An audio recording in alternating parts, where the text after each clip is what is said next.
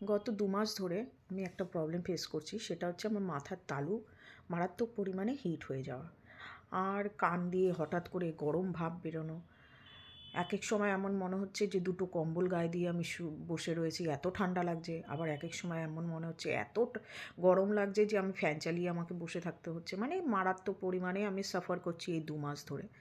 তো আমি বুঝতে পারছি না কেন হচ্ছে। মাথার তালু এতটাই হিট হয়ে যাচ্ছে যে আমি ফ্রিজের থেকে বরফ বের করে, করে মাথার মধ্যে চাপা দিয়ে, দিয়ে রাখছি। এইরকম পরিমাণে আমার মাথার তালু হিট হয়ে যাচ্ছে।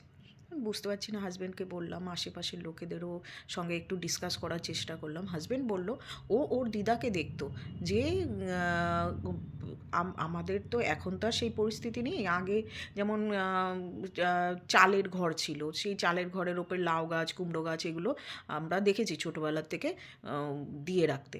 মানে বান করতে, জমিতে চাষ করার মতন করে চালের ওপরে অনেকে দেখেছি কুমড়ো গাছ, লাউ গাছ।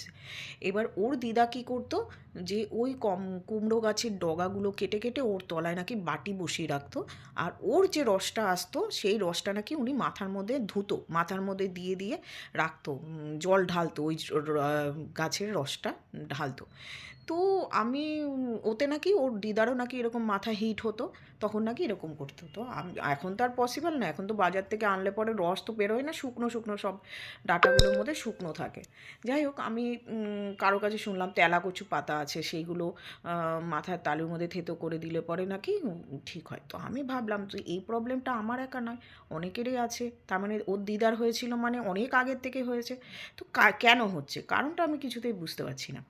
ইউটিউব, গুগল টুগলে সার্চ করে কোনো কোনো এক এক জায়গায় দেখলাম যে আমাদের 38 থেকে 50-র মধ্যে মহিলাদের ম্যানোপজ হয়। তো 38 থেকে 50-র মধ্যে আমাদের মহিলাদের ম্যানোপজ হয়। ম্যানোপজ মিন্স পিরিয়ড পার্মানেন্ট বন্ধ হয়ে যাওয়া। তো ওর থেকে যে সিমটমগুলো, আমাদের ইস্ট্রোজেন বলে একটা হরমোন থাকে, সেটা ড্রপ হতে থাকে।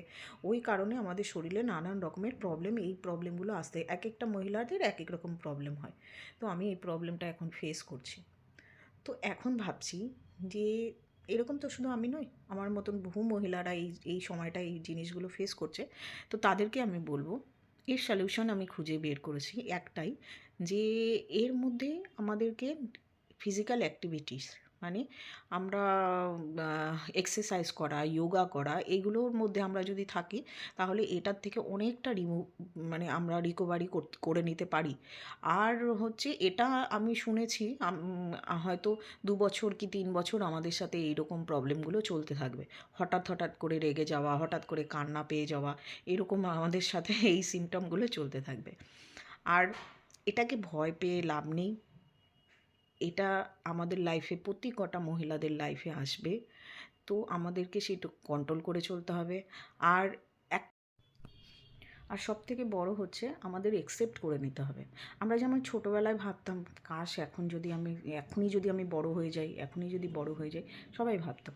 তখন যেমন আমরা বড় হতে পারিনি হট করে, তো এখনও আমরা 5 বছর কমিয়ে নিতে পারবো না আমাদের বয়স থেকে। তো আমাদের বয়স ধীরে ধীরে বাড়তেই থাকবে, আমাদের মুখে রিঙ্কাল আসবে, ঝাইয়া আসবে, চুল পড়ে যেতে থাকবে, অনেক রকমের প্রবলেম আসবে। তো এইটাকে একসেপ্ট আমাদের করতেই হবে।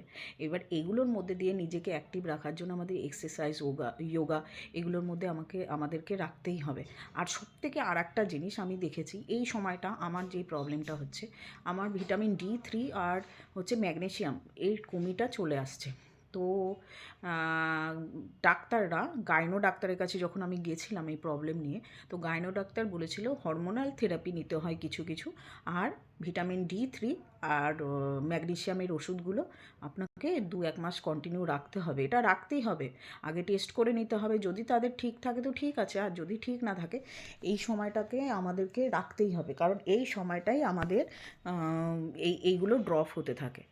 তো এই ভিডিওটা করার এইটাই কারণ যে মেনোপজটাকে আমি খুব ঘাবড়ে গেছিলাম, ভয় পেয়ে গেছিলাম। যে কেন হচ্ছে বা কিছু, এরকম অনেক মহিলারা আছেন যাদের হয়। তো আমি বলবো যে ঘাবড়ানোর কোনো কারণ নেই, নিজেকে অ্যাক্টিভ রাখুন আর এক্সারসাইজের মধ্যে রাখুন। আর তাদের পরিবারকে বলবো যে প্লিজ এই সময়টা আমাদের পাশে থাকুন। আর হ্যাঁ, এটা বলতে পারো যে আগেরকালের মানুষদের কি হতো না, তারাও তো এইভাবেই চলতো। হ্যাঁ হতো, কিন্তু তারা কি করতো, যৌথ ফ্যামিলিতে থাকতো, শাশুড়ি শ্বশুর দেওর ভাসুর সবাইকে নিয়ে, আর বাচ্চার তো কোনো শেষ ছিল না। একসাথে একসাথে 10টা 12টা করে বাচ্চাও তাদের হয়ে যায়।